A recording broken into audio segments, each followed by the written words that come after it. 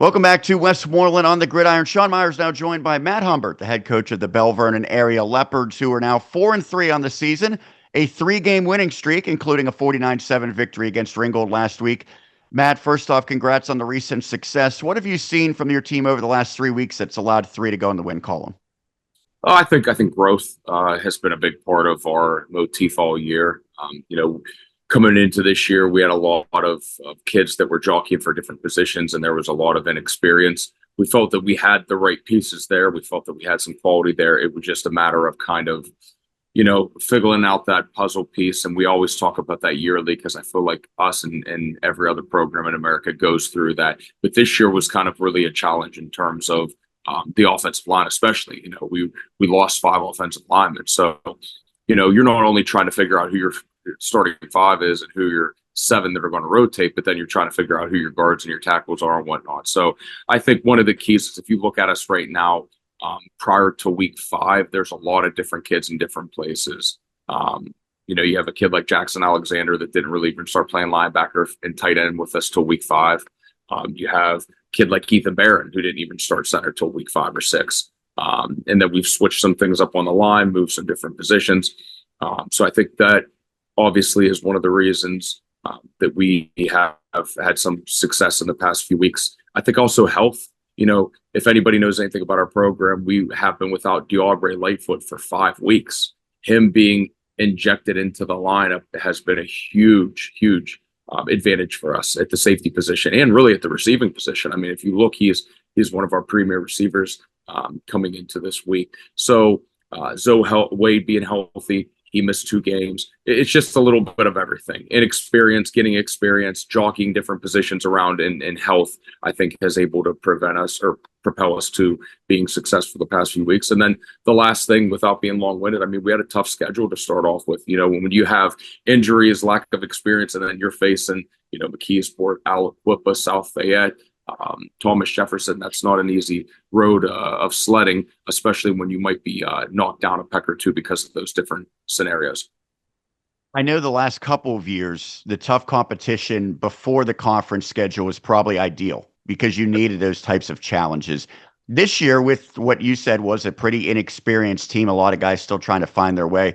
Do you think it was beneficial and sped up the process, or was it maybe a little bit of a situation where playing that tough competition puts you guys behind the 8 ball heading into the conference?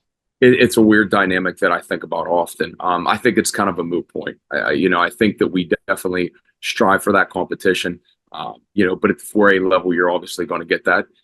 I think that, just one of those things where, kind of bad things happen in football, and that's life, and you have to embrace. And I just think with the injuries that kind of plagued us early on, I honestly think that the goal is you don't want to lose your kids mentally. You don't want to have them not believe. You don't want to have them not have that optimistic, positive feeling. So that's always the big thing. You lose 1 or 2, you never want to do it, but it is what it is. You move forward, and we've proven that over the past few years with early losses.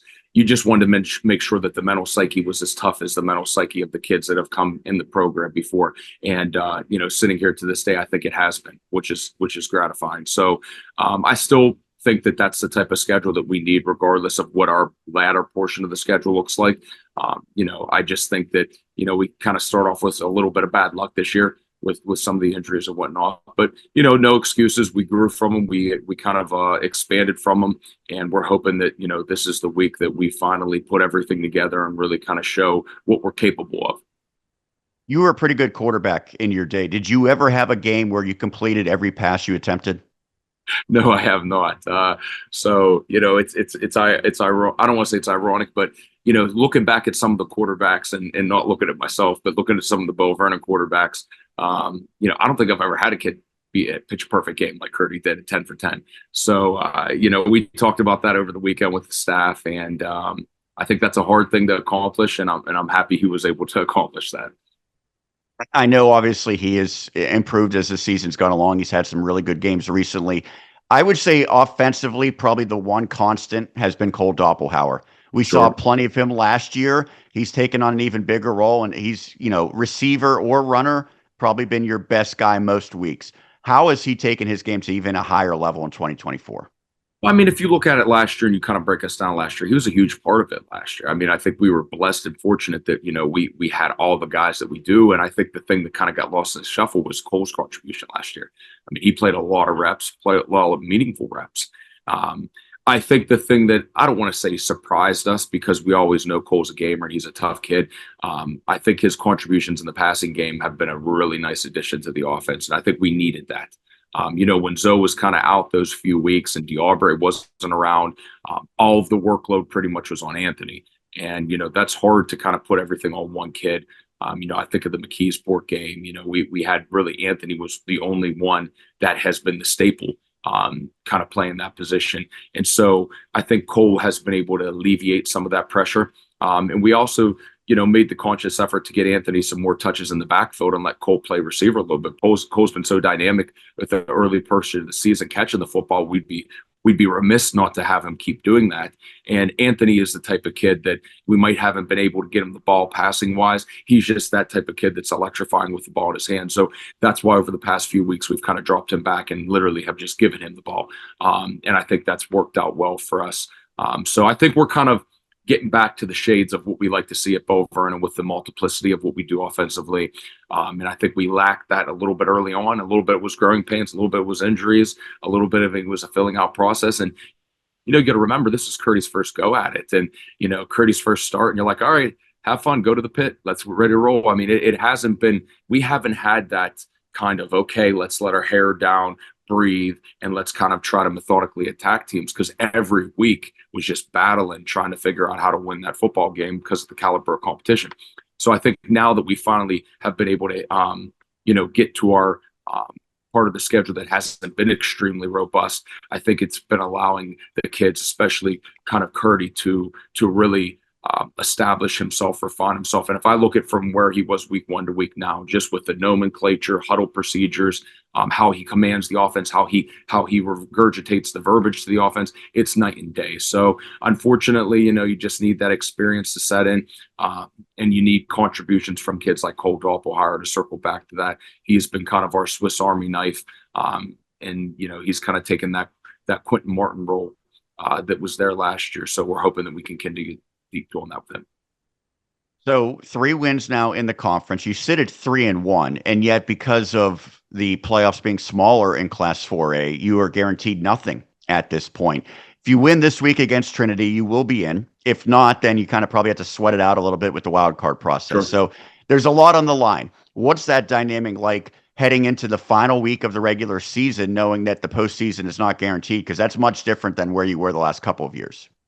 Oh, it's the poster board material daily. I mean, we talk about that fear constantly, and that is a fear, fear that you're not going to be able to extend the season. And, you hope that the kids kind of respond to that concept that, nothing is given. You have to earn everything, and it's going to be a dogfight. You're going to have to claw, you're going to have to scratch, you're going to have to really dig in deep to get into the postseason. And you're correct. That's never usually been a problem with us over the past really 9 seasons, because of the different dynamic, because of the smaller playoff bracket. You lose 1 or 2 and it gets really dicey. I think the wild card thing, going more to the discretion of the committee, is better than just the Garner points. And obviously Upper St. Clair kind of is that poster child of that right there from last year. So, I mean, the fear of us not extending the season is real. And I think that's kind of what's been kind of fueling the fire for the kids this week. And we hope that they're ready to roll and hungry enough to understand that that expiration date is right there. And we want to do everything that we can to extend it. Trinity's a good team. They have a very good quarterback as well. So what are some of the biggest keys to have success against the Hillers? So obviously you just mentioned it. You can't get number 2 rolling. If number 2 rolls, they roll. So their offense goes with him. He's a very talented kid. If you look at what he did not only this year, but last year, they were able to upset Thomas Jefferson. That was a big win for their program and their program's history. And number 2's thumbprint was all over that game. So they love to run. They love to run a little bit of option. They do it well. Dan's a good coach. He's a good program builder, smart coach, so he's going to have them ready to go. But obviously, the game plan is you can't let number 2 beat you, and that's not an easy task to accomplish. So I think now when I look at teams that run the football well and teams that have option aspects to their repertoire. I kind of go back to the McKeesport game, and I'd like to think that right now, personnel wise, we're pretty much fully healthy with the exception of one position, and I think we're different. So I mean, if I look at the last time that we really suited up against a double or a triple option team, the whole makeup of our defense in terms of our outside linebackers and our safeties was a whole different dynamic. So we're hoping that health and us getting healthier will really help with that. But I think one of the things that really sticks out to me is it's not only number 2, it's the true freshman, number 57 on defense, the nose tackle. He's a really good football player for a freshman. And number 66, the transfer from Wash High. I mean, those 2 kids right there are difference makers. They got a solid linebacking core. Number 21's a really good kid. So I think their 3 down really help propel their defense into being successful. And it's probably, when it comes to odd fronts, it might be the most solid 3-4 team that we've seen all year. We've seen some good ones. McKeesport has kind of shades of that a little bit, but I think when you look at number 66 and number 57, they are the ones that can really cause disruption and havoc, and we have to make sure that those are our emphasis in terms of what we're going to do against them. Well, Matt, as always, thanks for taking the time. I know a lot of eyes will be on your game Friday night, so good luck with that, and hopefully we'll see another postseason run for the Leopards this year. Absolutely. I'm looking forward and hoping that we can speak again next week, guys. That is Matt Humbert, the head coach of the Belle Vernon area Leopards. We'll take a break and continue right here on Westmoreland on the Gridiron.